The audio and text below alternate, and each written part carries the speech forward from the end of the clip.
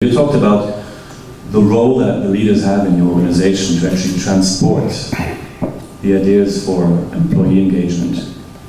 You did mention a few things. It's not about the barbecue invitation 2 weeks before the survey goes out.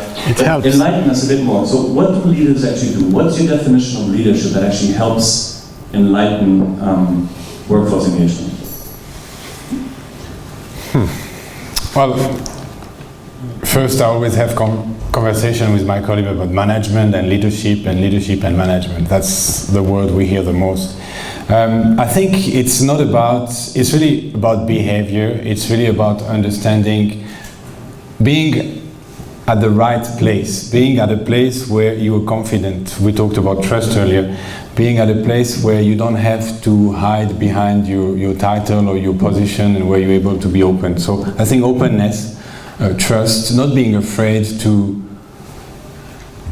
give a bit of yourself, I mean, to really be open, and that's all the qualities of great leadership on top of what we learn in a business school, and also what we are representing in our hotel if you're on a leadership role. But it's really about being able to coordinate all these elements and make sure that you're accessible. We use too much the open door policy because most of the time it's open but the person who is inside is closed. So that's really encouraging people to open up, to continue to connect with the people. I think we have a lot of people working in our hotel. We have guests, and connection needs to happen. You talked about networked environment in your introduction. I think it's not always easy to do it using the technology, but the start of the networked environment started with people connecting and talking to each other directly. So with the Swiss Hotel Talk, we were thinking people talk in the hotels, and we want them to talk across hotels. So to expand this approach, if I may just give an example, when I started, I was just thinking of a restaurant manager, for example, who one day would do something that would impress their colleagues, and the people would just send it to other places. And one other restaurant manager in Geneva or in Chicago would read that and say, that's a good idea, and that's where we can start sharing best practice through the tool. Ooh. Microphone died. Yeah, oh, that's a way to make me shut up. Enough is enough, huh? Enough is enough. You have a remote. Do we have another microphone? Because we might need a second microphone for the other questions.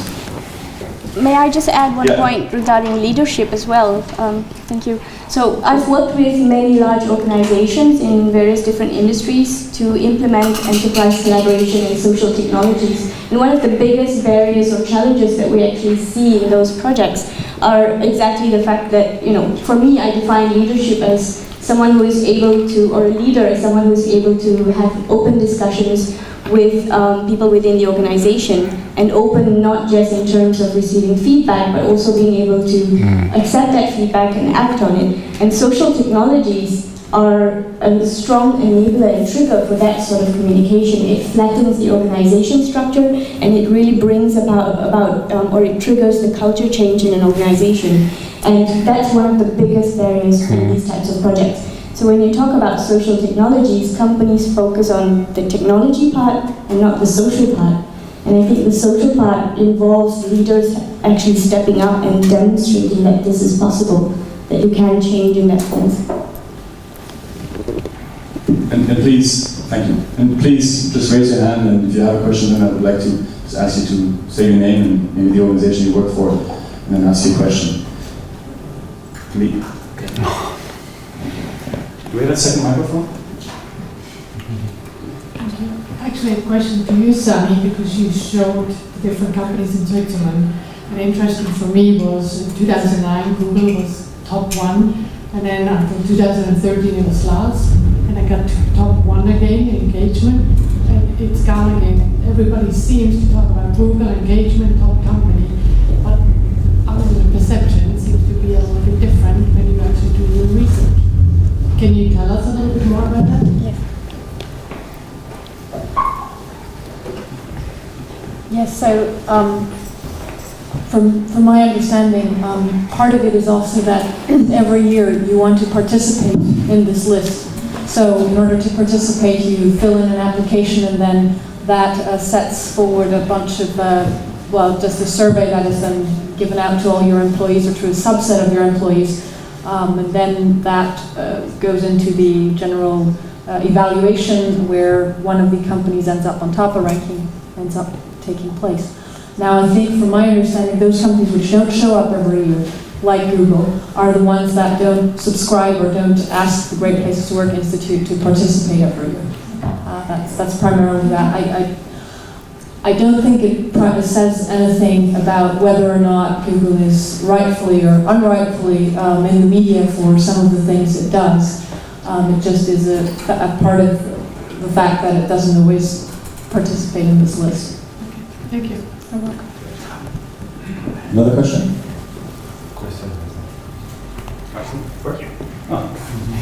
Behind my back. So, Chris, Beekeeper again. This question relates to what you mentioned in your talk here, and also the facts that you showed, Sunny. So, on one hand side, we saw that it's quite evident the business value of paying attention to this workforce engagement and employee engagement in general, at a macroscopic level at least. And on the other hand, I found it very interesting what you mentioned, Pierre, and I think that's also the case for many other companies, that when you mentioned this to your CEO, he was like, yeah, but how does that really relate into financial terms, right? So how did you manage to translate that, or what were the steps that you undertook that? I'm still working on it. No, I think, that was 9 years ago, and the focus on employee engagement actually became increasingly over the year. So, and together with that, there's been some research, and there's been some serious papers which have been produced and which have really supported the engagement agenda and really the contribution that it does to performance and to profit. Of course, if you look at it from a pure financial perspective, it's not high engagement and a cash drawer just overflowing, but it really contributes on the quality of service, and it really contributes in making our guests more loyal and coming back and spending more and everything. So that's not the obvious thing that you will have if you sell something and you get the money or more money directly, but that's really the impact that a high engagement workforce has on generating more money. And as I said, that has been supported by some serious research, so it was quite easy to sell at the end. Yeah. Please state your name and organization. Hey, my name is Renzi. I'm a consultant in the area of CRM and social media, especially for the hospitality industry. What I'm wondering is, what advice could you give to the small and medium hospitality companies? Because what you showed today is on a level at Raffles and Swiss Hotel, but a 3- and 4-star hotel in Austria or Italy, what can you do to act on this same existing issue? Well, since the strategy is very simple, there is some framework available everywhere. It's based on behavior. It's really based, and I believe a lot on first on the recruitment, because you need to really keep that in your recruitment process, keep the engagement, and really try to figure out whether this person will be a person who will be, as Sunny was showing on the first slide, highly at the top of the rowing boat, or at the end trying to put the fire at the house, you know. So the recruitment is a very important part. There is a lot of money lost in recruiting the wrong people, training them, trying to engage them. So that's one thing. And the second thing is really on the behavior of the management of the hotel. So this is what we've done. We've just reproduced. At the end of the day, we have 30 plus hotels in Europe. We have 120 something in the world.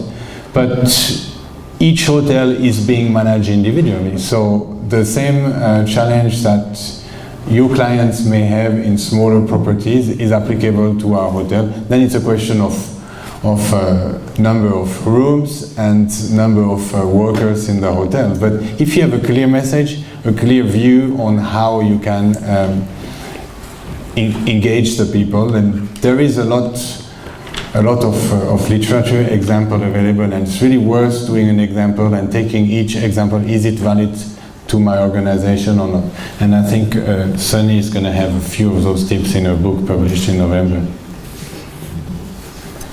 Did I answer your question? Yes, right. Hi, my name is, I don't hear myself. I think there was a little short out. It's, can we have the other one? Yeah, this one.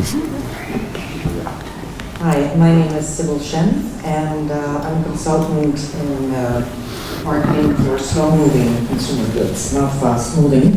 So some of it is luxury, but I'm interested in the work that Kamalas does because she works in companies such as UBS, and I would assume that there are other companies that are in the finance industry or insurance or whatever. How much emphasis is there being put on employee engagement, and how are you devising strategies that are not just directed outward in terms of customer acquisition or whatever, but also inside for the employees? I happen to know some people who are in change management in some of these companies, and it's just, like a lead ball on the ankle, the way things look there, and they don't sound very encouraging, so that's... Thank you. Thanks. I'm actually working with quite a few larger organizations. I've had projects with companies like Zurich Insurance. I'm currently working with the big banks, in particular UBS. And there are quite a few initiatives going on that impact employee engagement, but that's not necessarily the focus. So for example, they have started looking at improving communication top-down, bottom-up. But and the focus is typically IT teams implementing technology rather than looking at how this can engage with employees. And so my role, particularly with, I've also worked with Swiss Re, which is one of the better examples. I don't know if many of you know, Swiss Re has quite a strong enterprise collaboration or social technology environment within the company. They don't have a very strong presence externally. They have a strong engagement and presence internally in terms of one of their goals back in 2008 was really to look at how we can improve collaboration between the different teams, because they tended to use quite a lot of external resources to complete projects, whereas they had a lot of the resources and the skills within the company itself, so that was quite an expensive endeavor. So what they did was they brought in a consultant from the external to help them implement this solution. And one of the objectives for them was really to look at how can we improve collaboration between the different countries and company divisions and different teams. And they were able to do that so bottom up, in the sense of looking at what the employees needed, and that's always the first step that I advise clients to look at. So if you're going to look at employee engagement with any kind of technology, you need to first ask the employees what they need, what they want, what's missing. The next step is then really to look at technology that meets that need. And also when you're looking at how do you manage success, you have to look at your objectives. So what were the things you were trying to implement in the first place? So when we talk about companies like IBM, Google, and so on, their focus was on innovation. So measurement of employee engagement comes from innovation. Whereas if you're looking at companies like UBS and Swiss Re and so on, it's more around engagement is measured through things like increased productivity, increased communication or effectiveness of communication and so on. So it really, the work that I do varies quite a lot. And to answer your question, they aren't really dragging their feet. There has been improvement, and again, the biggest challenge has been in terms of getting leadership engagement. So the faster the leadership get on board, the faster your executives get on board, the faster, the easier it gets. So employees have a need for that, and they do want to have something like that. Does that answer your question? I just want, if I may just add something on leadership, because that's very important. I've witnessed some leaders who think that because they've become leaders, they have the engagement flowing naturally out of them. And that's really where there is a big mistake sometimes. Yes. Thank you. My name is Daniel Stenger. I am from Geneva, one of the capitals of NGOs, and I researched NGOs from the business point of view, and found out at the end that actually companies can learn a lot from NGOs, from the non-profit world, because they transform purpose into their operation. So as we have talked about social media and implement technical tools, so how comes that into relation with, at the end, also being a responsible organization, and at the end transferring this value to the employees, and maybe also the employees transferring it back, as you just mentioned, the bottom-up approach that maybe changes more at the company as the company started before. Maybe I wanted to ask you, do you have examples like how this might have changed also the responsibility or the value side within the organizations, within the companies? Who's that question for? I think for Sunny and Kamalis. Do you want to start? Anybody want to go first? Sure. Go on. You're going to be the referee. Well, it's a very good question, and I think you're spot on with the idea that some organizations struggle very strongly with translating their purpose into their daily operations, where nonprofits are very good at doing that. One thing where I think we are getting back to the topic of communications, and also platforms like they have been mentioned before, is really showcasing sometimes of what you are doing. So I can give you an example. For example, a call center where people were in the US. I don't know if you know the Professor Adam Grant, but he did an interesting piece of research where he measured the engagement of call center agents, which really sometimes, especially if you are asking for people to sign up for things that they don't really want to sign up for. I mean, essentially you're asking people to give money, and it's a stressful situation, and you're getting a lot more no's than yeses. So with the time, your engagement is challenged. What they did is they measured the level of engagement with people just as it was. And then they brought in, and this was a call center specific, where they were, at the end of the day actually, they were asking for donations for scholarships, so for financial aid. And they brought in a student who had managed to graduate college because of some of the donations that these call center agents at the end of the day had facilitated. And what they found was that even months after the call center agents had met this student, their engagement remained high. Why? Because suddenly they had a picture in front of them. They knew there was this one student somewhere out there, and there are probably thousands of other of them like them, who absolutely are impacted by their work. And every time they get a yes on the phone, there's yet another student that can benefit from their work. Now that's just making impact visible. This goes to show you could do the same thing, for example, by showcasing what your organization is doing and sharing that through a platform like Talk, or I mean, just why is Talk being right now so successful? I think part of it is, and you just saw it when Pierre scrolled through it, is that you see all these pictures from all the different hotels, and suddenly you feel like, oh, I am also part of this. I'm not only part of what I see every day in my day-to-day work, where I clean toilets, but I'm part of all this other stuff that is going on, and I'm helping to make that possible, and I'm also important in that way. And I think that's where social media or a platform like that can contribute very much to just essentially making what's already happening, this purpose that's already being implemented, visible. One of the most effective ways to engage people is to show that what they're doing has meaning and impacts the world. And this is where you actually have an advantage, because you're in an area where that's very true, I assume. So I think the way social technologies fit into that is you're able to allow them to organize themselves. And you see this with many corporate organizations, as well as quite a few of the smaller, medium-sized businesses, they're starting to provide an environment where employees and people within the organizations can organize themselves. They can share information about things that they've done that have had an impact, and it doesn't have to have a big impact. It could be something as small as someone posting a picture of someone who's been considered in the office, cleaned up the plates that were left in the office cafeteria, for example.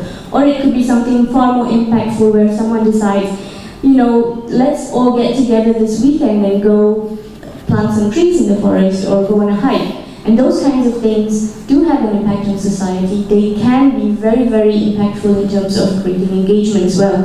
And social technologies allow you to have a great platform to organize yourself in that way. And also, as Sunny said, it allows you to showcase those efforts later on. So you can very easily share that information on throughout the organization. You can create little groups that are able to do that on a continuous basis as well. Thank you. How much more time do we have? Maybe 3 more questions? 3 more questions? You guys have to produce at least 3 more questions. Can we pass that over, please?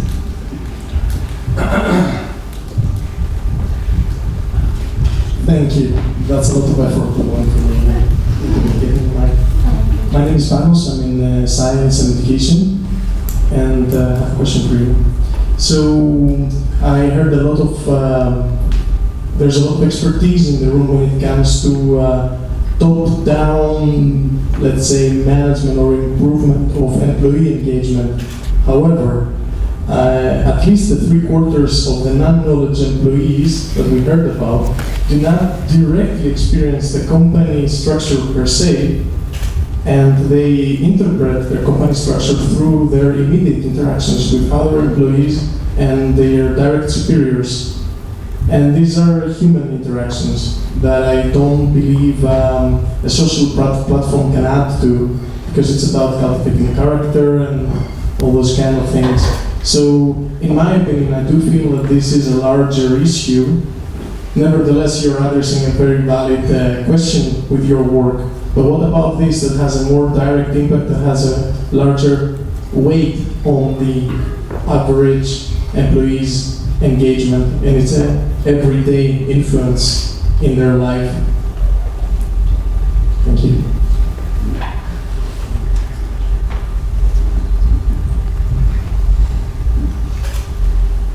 Thank you. So you looked at the question from the top of the pyramid before, and now you're asking a question addressing not the bottom part, but the other 99%. To whom is the question, please? The first one grabs the mic. Anybody specific? I'll just... Anybody want to? Yes, thank you for your question. I think that's really key. That's the basic of engagement that you're addressing there, like how we can engage people between themselves before going to the technology. And it's really about breaking the organization in smaller parts. And I mean, for my case or our case, it's quite easy since we have different hotels, and we don't use the talk. We don't use it to communicate from one department to the other one in the hotel. That was really at the beginning. That was really to link different hotels which are separated by kilometers in Switzerland or an ocean. If you look at our American properties, it's important to keep the human interaction, and that's. You can really break down the organization in smaller pieces and work with these groups to really make sure that this happens. Ladies? Yep, yeah.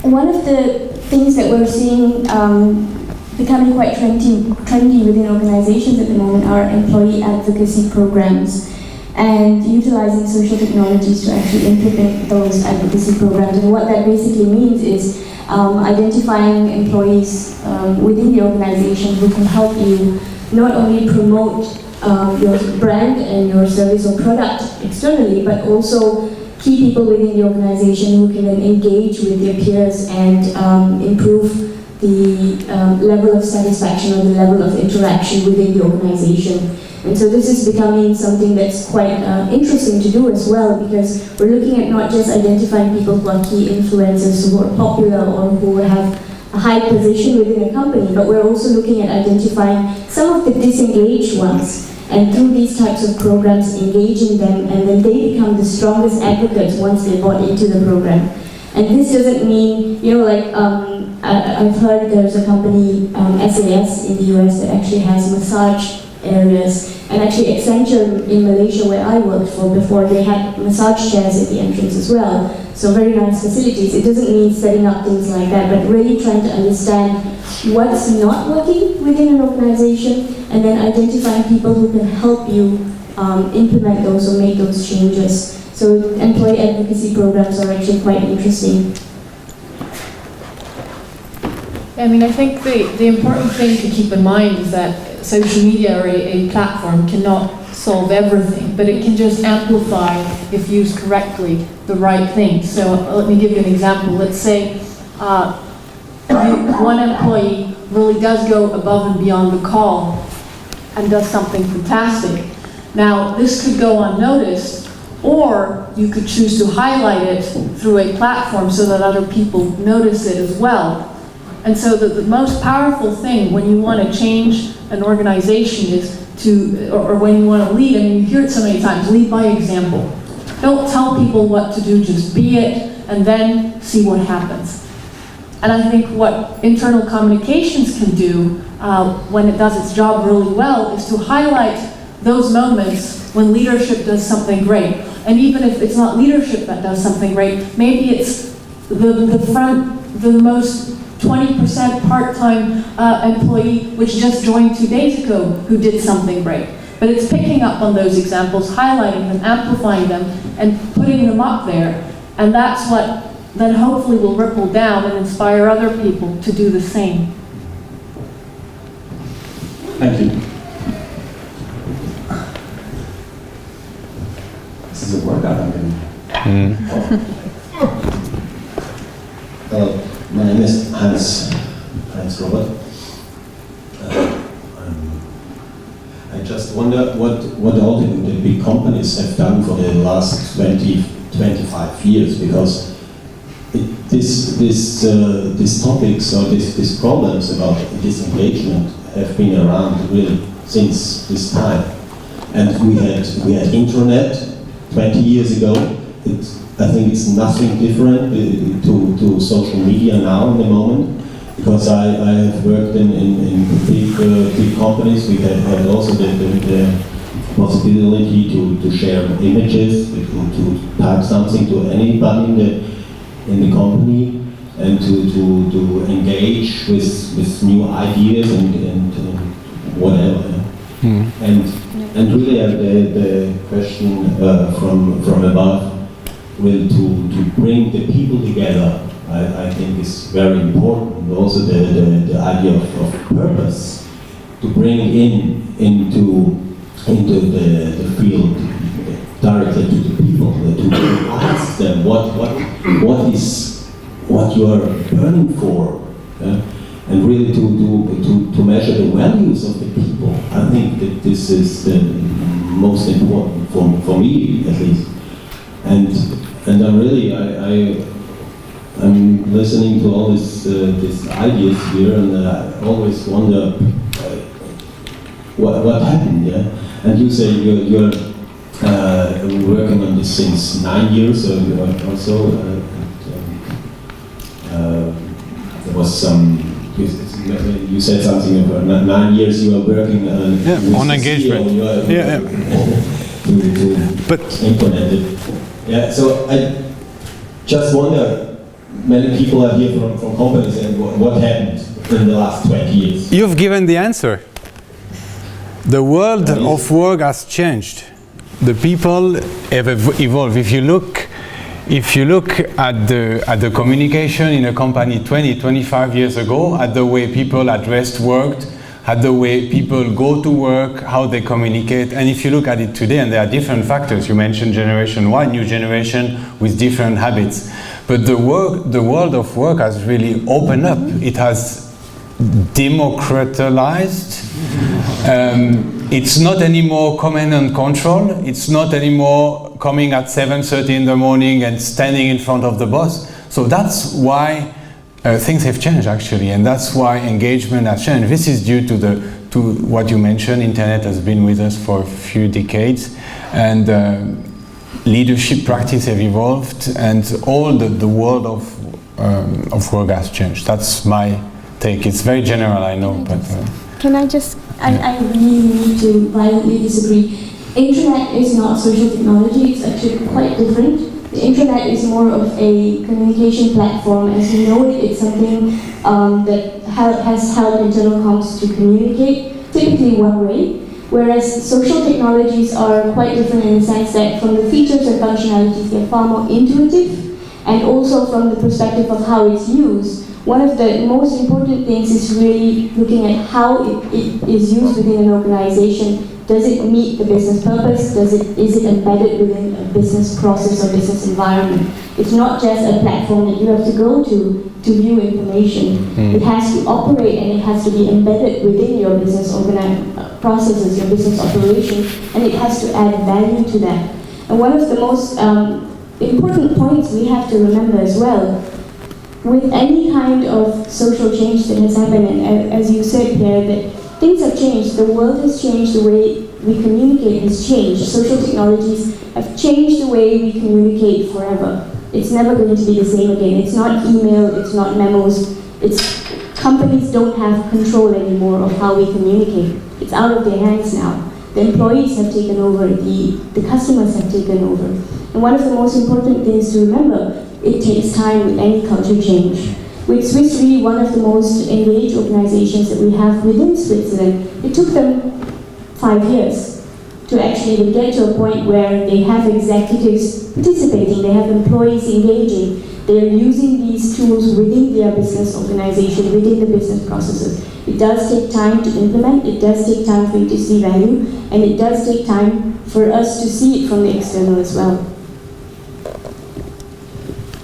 So let me address that part of the question where you asked basically why doesn't it go faster, why don't we see more change happening in the past 20 years?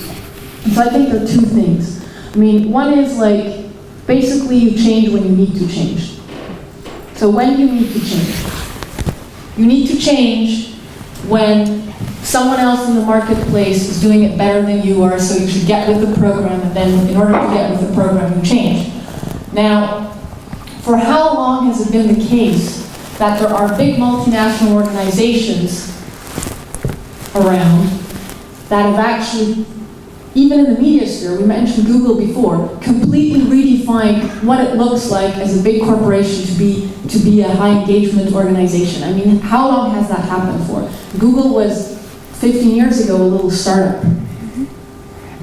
Before it was Microsoft.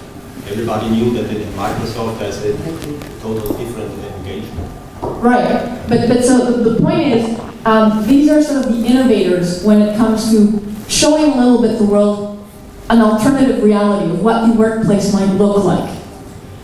And so we're accumulating a bunch of these innovators in the global world of work, and as you know, then eventually you get the early adopters, and at some point you hit the tipping point and you go mainstream.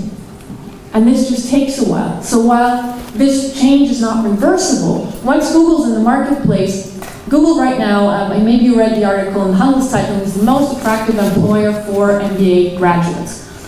So once you are after the best MBA graduates, you want to become the #1 employer, and once Google has positioned itself the way it has, you want to become like Google or something like it of equal attractiveness. So of course, the trend is not reversible, and changes has to happen. Companies will have to engage their employees more if they want to become attractive employers, but it just takes time, because right now we are somewhere between innovators and early adopters until we go from innovators to completely early adopters to tipping point to mainstream. It's just probably going to take a while, and part of it is also going to be demographics. I mean, think about it. At the end of the day, we're going to get into a talent crunch about 10, 15 years from now. So that means we'll need to act within 10 to 15 years. That's when we're going to have the need being rampant. Right now, it's still somewhere between, yes, we should do it, we know we need to act, as he showed in his graph, but we're not yet quite acting. And that's exactly why we're not seeing the change as rapid as it should, unfortunately. But the good news is we're going to get there within 10 to 15 years. I think the level of energy that this question has generated is a beautiful closure for today's session and the square table discussion. I want to thank the three panelists for their very insightful comments. I think collectively we have taken a really interesting journey. We have heard from Pierre that obviously we started a journey into employee engagement some 25 years ago, but I think we probably all agree that we still have a long way to go. But we also heard from him that employee engagement on a very high level is possible, even in environments with very high turnover. So there's no reason to argue that it doesn't work in other places, if it works in his place.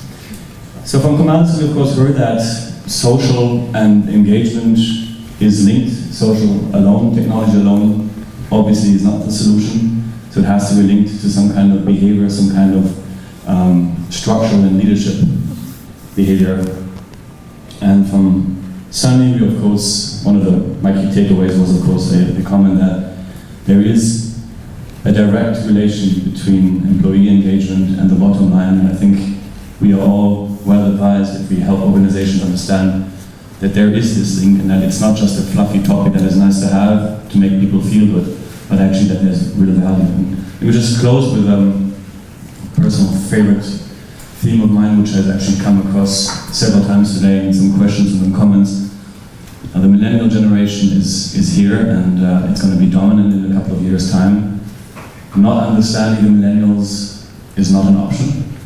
And the comment up there, sorry I forgot your name, the comment from the NGO world, I don't think that you have to be an NGO to look for for passion or purpose or meaning. We know that the millennial generation is driven by a purposeful and meaningful world and work environment. And so just imagine if organizations were to connect their work in the field of leadership with their work in the field of social. And that would drive innovation, sustainability to new highs, driving employee engagement and employer branding like never before. Thank you very much for your participation and for the good energy in the room. And I think socializing is next.